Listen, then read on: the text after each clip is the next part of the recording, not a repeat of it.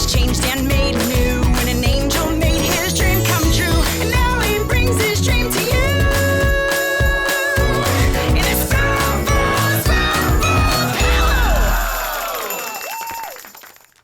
Hi everyone, welcome to a Spoonful of Paolo. So, in honor of Veterans Day, I decided that I really wanted to talk to a World War II vet. So, we came to New Iberia, which is a small town in southern Louisiana. His story is so inspiring that I hope you will all enjoy it as much as I did. Take a look.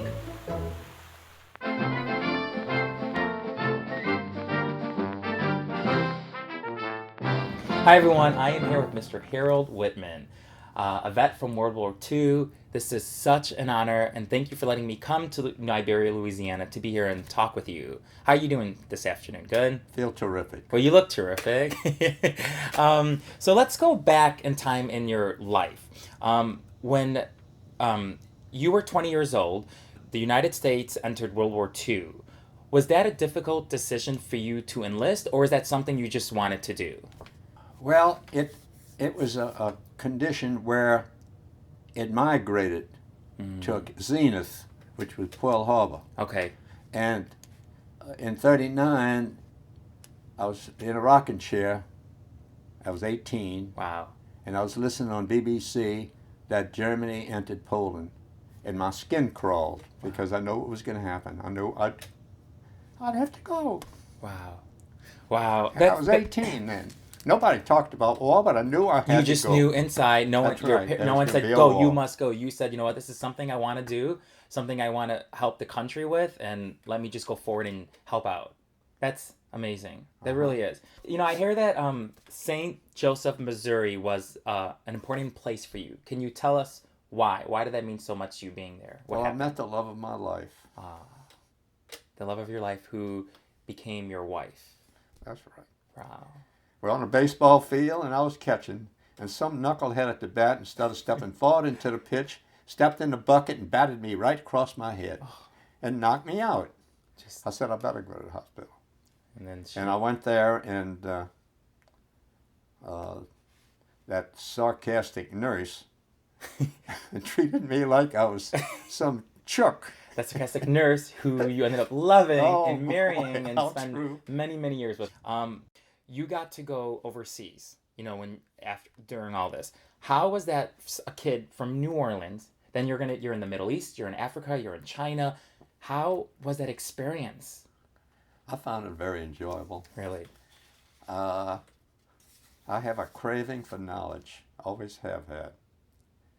Since I was a little kid. You were blessed, as we could say, to go experience and, you know, have an open mind and see how they live their life. You know, your duty was flying the hump, and which was a very important mission. But can you explain to our viewers what does that mean, flying the hump?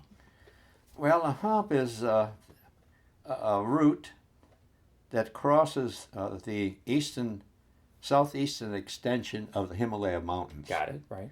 And it passes over the jungles of eastern part of India and Burma, and part of the western parts of the Laos and those countries. Okay. You have these warm, moist airs out of the Bay of Bengal coming up there and sweeping right up those mountain sides, and they rise up and, of course, condense and become thunderstorms, and some of them extremely violent. That was the scary part when you were flying. The weather, it could have been bad. And you got to remember, when we flew then, aviation was in its infancy. But were you able to fly in the nighttime, or is this? That's right. You could fly in the nighttime. We had to fly You had in to the fly in the nighttime. nighttime. Got it. And what were you bringing? What were you bringing? We were carrying about 50 drums of 100 octane gas behind your head. Wow.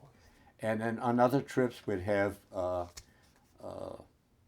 thousands of pounds of machine gun bullets or rockets. So you have to be really careful flying this with Well, all this behind and yet you. we still were young kids that You didn't wanna know our Fanny from third base.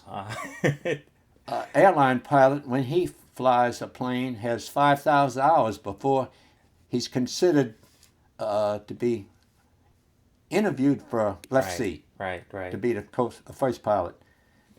I had 200 hours. That's a big difference. You know, on December 23rd, 1944, you made your last flight over the hump. Tell me, that was your last flight. How did that feel? Well, have you ever heard anybody say they have one fanny? Yes, That it's too easy to lose it on the hump, believe me. We had 600 airplanes we lost on the hump. Wow. And we lost, I guess, 2,000, 3,000 men. Wow. Flyers and what have you. Flyers, right. Uh-huh. And the airplane, we had engines. 600 hours in the States, they throw them away. Gosh. At 600 hours, they change the spark plugs. Crazy. And it's too easy to suck hind tip, believe me. Mm-hmm. And you can get in more tight places, but you can't ever forget that you have certain levels and models Right. to do and perform. You climb at a certain altitude. You're not flying a pea shooter. True. You're flying it's really a bomb you're flying. Right. Loaded And with all this stuff in the back. you remember Be very Joe careful. Kennedy? He was flying an airplane full of gasoline, and it exploded. You know, you had a long journey home, but on March 12th, 1945, after 10 days at sea, you entered the Upper New York Bay. Can you describe what that feeling was and what you saw? Well, we saw. It's okay, just slowly. It makes you choke. Believe me. It's It's okay. on a Statue of Liberty there, and everybody start bawling. A bunch of babies on that ship. Why is it still today, America is Treasure Island. so seeing the It Statue always of will be Liberty. Treasure Island. And when you can go there, it's an absolute wonderful place. You have freedom here. No other place in the world can say that. Wow. Here, tissue because you. I'm sorry. Don't you be sorry. This means so much to me just sitting here talking with you, okay? So don't be sorry.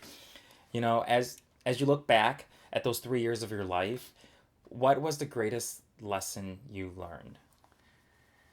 I think be careful and remember the rules and follow the rules. And you have a better chance to save that one fanny you got than anything else. Wow. Do you still keep in contact with anyone during that time or? I only have one friend left, and he's been transferred to a nursing home. Wow. And he was a roommate of mine, and he was more gung-ho than I was.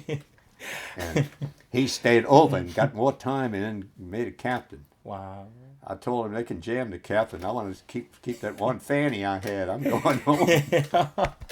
I hear that you're about to turn 90, and that's big because you look great. It's been an honor sitting here. You know, we always want to say when it's these holidays, we thank you for protecting our country. But it's an honor for me to sit here and tell you face to face that I really do thank you. And just hearing your story, really, it's so inspiring, and I applaud you very much. And Well, the I hope pleasure's been I hope when mine. I'm 90, I could have this energy, look as good as you. And again, I thank you very much for sitting here and talking with me. And we thank you for joining us on A Spoonful of Paolo.